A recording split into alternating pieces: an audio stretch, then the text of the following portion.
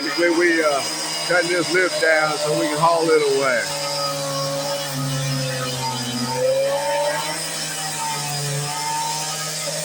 That's the 3 pieces we gotta cut.